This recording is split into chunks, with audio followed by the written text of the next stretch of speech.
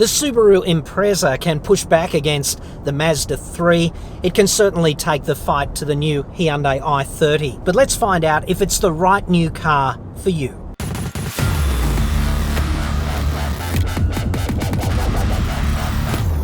I've just spent 2 weeks driving Impreza, the sedan and the hatch, a week each, and I've got to say it's up there in this class of car.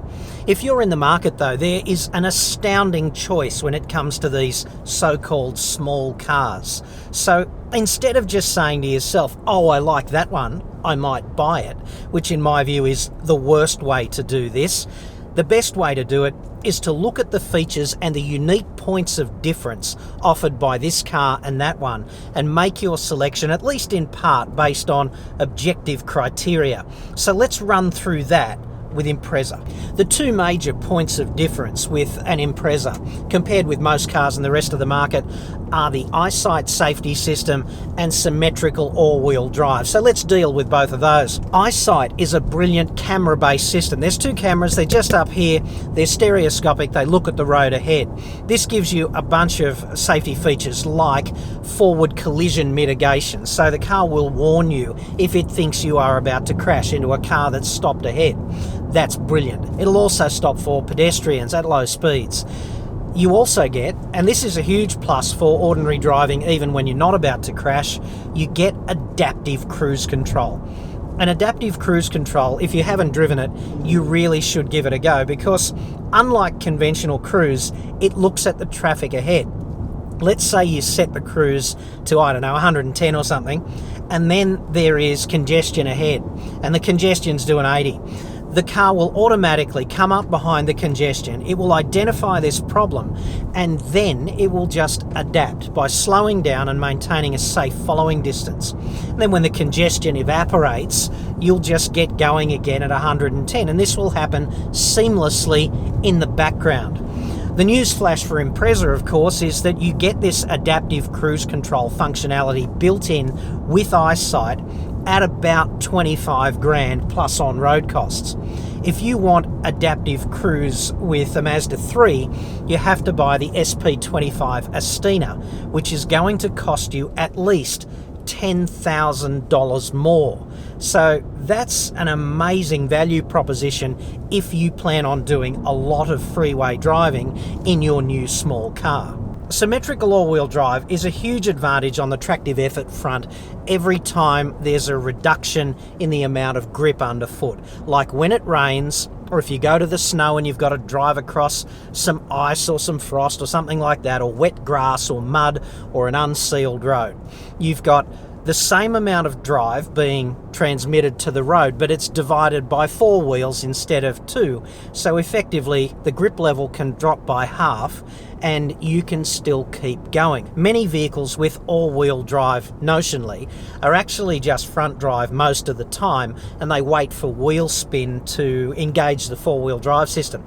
That's so-called on-demand all-wheel drive, and it's okay, but it's really always playing catch-up because it has to wait for wheel spin before it does its thing. The other thing about symmetrical all-wheel drive is it's pretty hard to find a car this size with all-wheel drive at these prices. So essentially you get the benefits of the all-wheel drive that you would have in, say, a big bulky SUV, but you're paying something like $15,000 less, which is a major advantage, and you don't get the bulk and the heft either, so there's a fuel economy benefit as well. Subaru took the bold decision at the time, several years ago, to make their cars 5-star safety across the range. They knew how important that would be to ordinary consumers, and it has paid off. They've continued that with Impreza.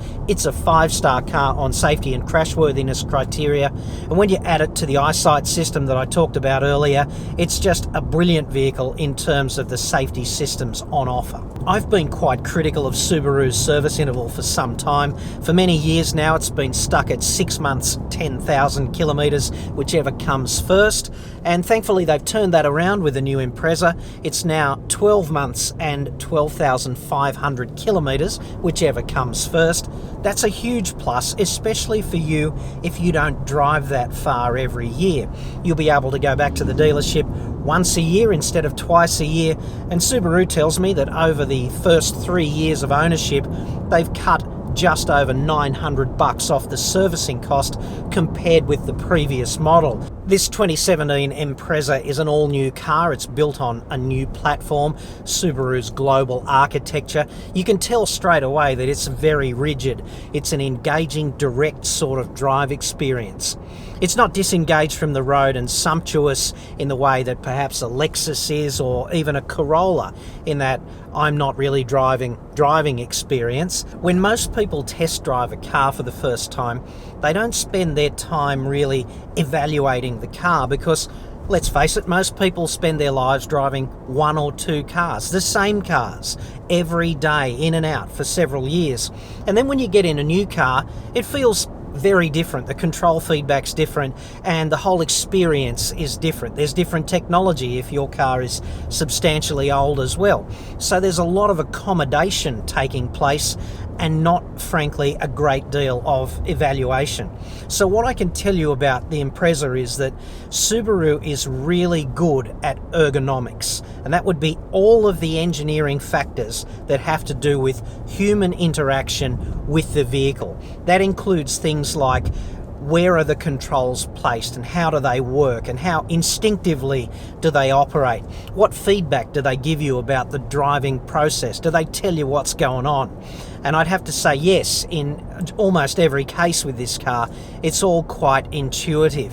When you look at the displays, and they're all over the place as well, you've got your two central instrument displays in the cluster, and then there's the center stack and a secondary information display above that. All of that information is quite instinctive and you can accommodate that almost straight away. So that's really good. Nobody's going to accuse Impreza of being the most beautiful car you'll ever see, either externally or here in the interior.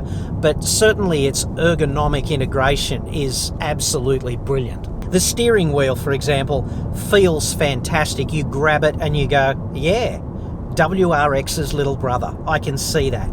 You've got the paddle shifters if you want to drive the CVT as a manual, and you've got umpteen buttons. I haven't bothered counting them. There's probably 20, and it's going to take you quite a while before you figure out what all of those do. And when you can get to the point where you can play that wheel like a Stradivarius, it's probably quite practical. It's going to take a while though.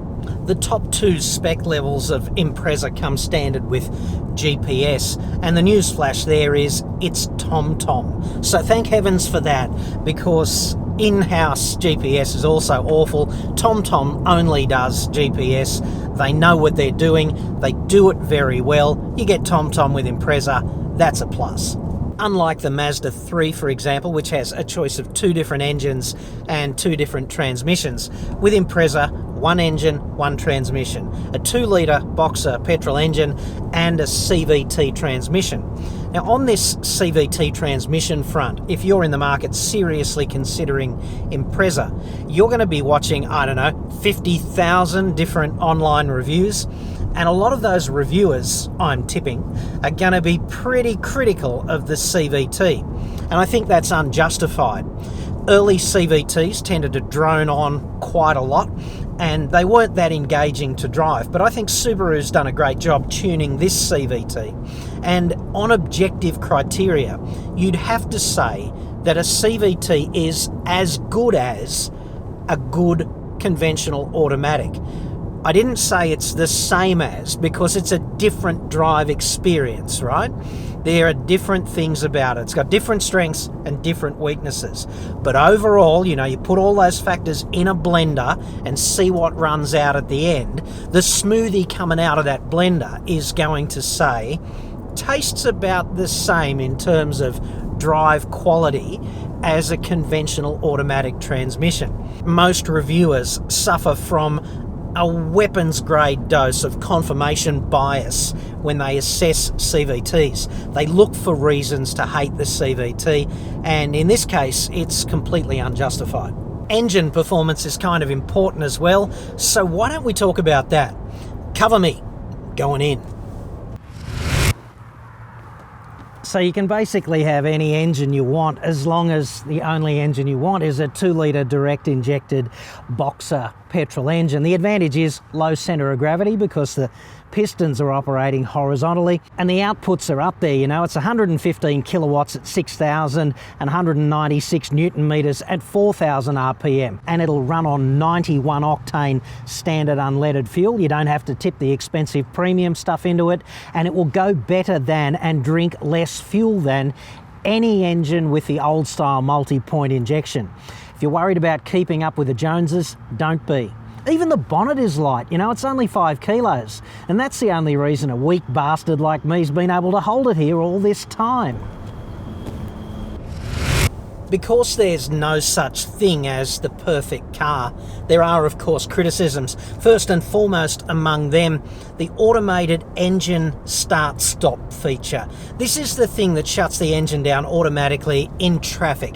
You get to a red light, you stop, then the engine automatically shuts down, allegedly to save fuel, but really just so the car maker can cook the books on the official fuel consumption tests. This system does not really save you any money, appreciably, but it costs you a lot in refinement. The restart in particular is horrible. It's almost not production ready, the restart. The engine decides to restart when it feels a reduction in the brake line pressure.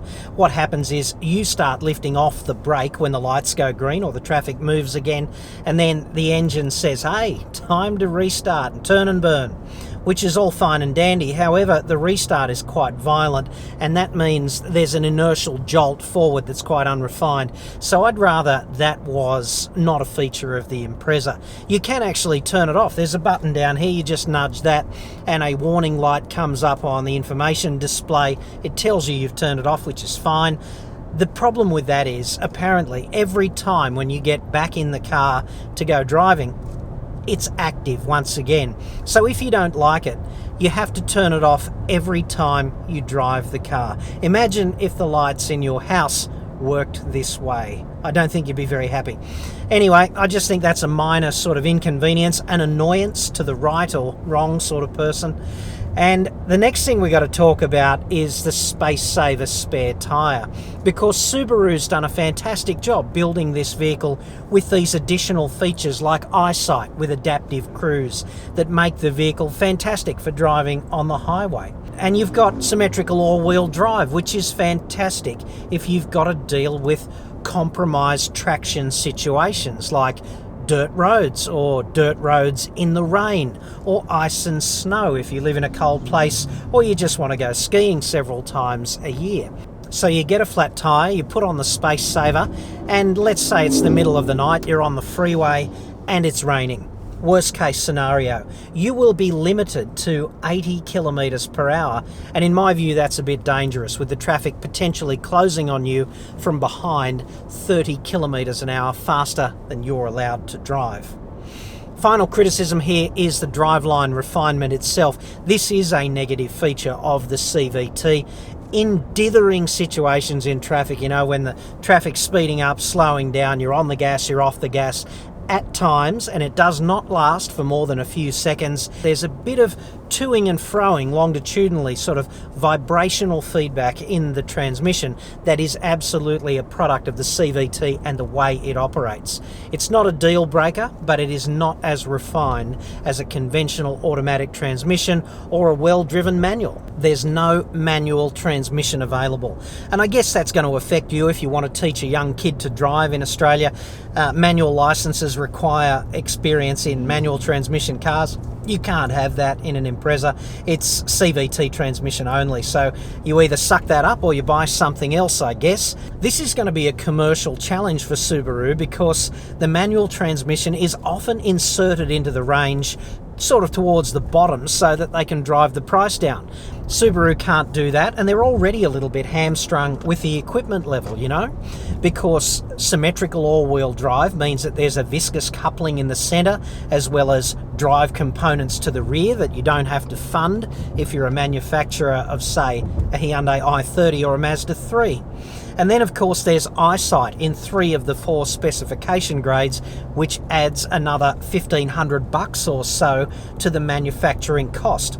So when you factor all of these things in, if you're looking at the price and you're saying to yourself, well, you know, Impreza's a little bit more expensive than blah, whatever blah is, well, I'd suggest that you look at this stuff on an objective basis and you say to yourself, well, it's not just about the money, it's about what I'm getting in exchange for it. So if I'm getting adaptive cruise and all-wheel drive and Eyesight, maybe I should be paying a little bit more for those features. Just to break this down and make it really simple, if you're in the market for a small car, Impreza is not perfect, but absolutely up there.